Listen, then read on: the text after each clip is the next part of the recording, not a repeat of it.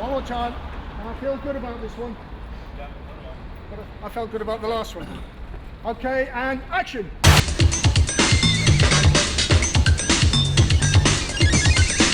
Hi and welcome to Chattoon, the show with chat and cartoon. I'm Jeremy Jacobs and with me today is the well-known UK caricaturist George Williams.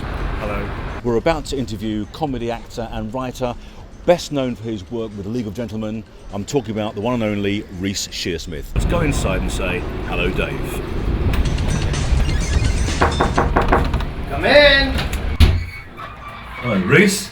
Hello, Hi, yes. Reece, it's Jeremy. How are you? I'm very good, come in. How are you? Over here, this is George. Hello, George. I'm very well Nice to see indeed, you thank all. you. Very well indeed. Good. There is a connection between comedy and cartooning, but Yeah. what's your take on it? Well, I mean, I've always loved art. My career path was always going to be something to do with graphic art, maybe caricaturing. You know, as I do a lot of caricatures of the characters that we've come up with in the last few years. I try to draw the idea of the character before, just to get an idea of what the flavour of what it might look like. When I was playing Maureen in Psychoville, I did actually end up looking quite like the original sketches of hers. Of course, today you're somewhat busy. Yes. You're in Betty Blue Eyes. The Betty Blue Eyes is the new musical that I'm in, based on the film A Private Function. I'm the Michael Palin part. Yes. I'm Gilbert, the chiropodist. Yeah.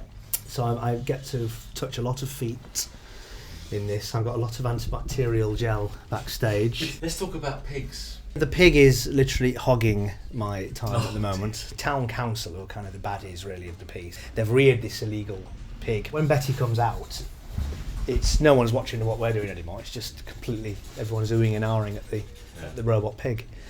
There was talk early on about a real pig. Richard Eyre actually said he'd done a secret policeman's ball with a pig in it. And it was a nightmare. It was defecating and terrifying the audience, like Hannibal.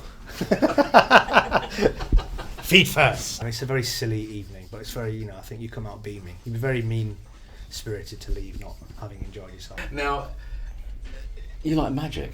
Again, where did the fascination with that start? Well, that's just, I've always, since a little boy, I've had magic sets. I just like the artistry of it, and the psychology. After all these years of wanting, to know how to do it, I've actually got one. The zigzag lady, which is where you put the lady in and the middle comes out. Yeah. So I put my wife in it continually. What did she say about it? Well, she has no choice in the matter. And when I first bought it, I went in it myself. I got stuck in it.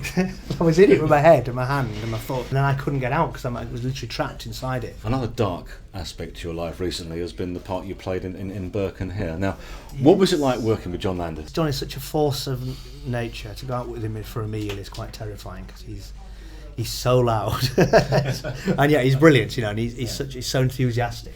Showed him the Psychoville Halloween special where we had our own transformation of a werewolf, and to show John Landis a werewolf transformation is quite scary, as you can imagine, because he did American Werewolf in London, and he's a huge fan of Psychoville and League. He's in the second series of Psychoville. Oh. We got him in as a cameo. No one knows that yet. That's an exclusive. Christopher Lee. And now I understand you had lunch with him. I did. Can I actually stop you there? Yeah. Can we just do that? Let's get the joke out of the way. You didn't order the steak, did you? No, I didn't. John organised it because I told him I was a huge fan. And John said, we'll go for lunch with Chris. And what is great with John is he just pushes him into talking about all the horror stuff. Because Christopher, I don't think, likes much talking about it now. I think if he had it his way, he'd rewrite history that he's never even been in a horror. But John was like, and he just got all these pictures of Dracula around, was making him sign it and talk about it. And it was lovely to actually hear him actually talk about it. I was there sat having lunch with Lord Summerisle. Absolutely incredible. Now, Reece, let's have a look at what George has finally done. Fantastic. Wow! Oh, Look at that, Christopher Lee. look at that. Pigs. Zigzag lady.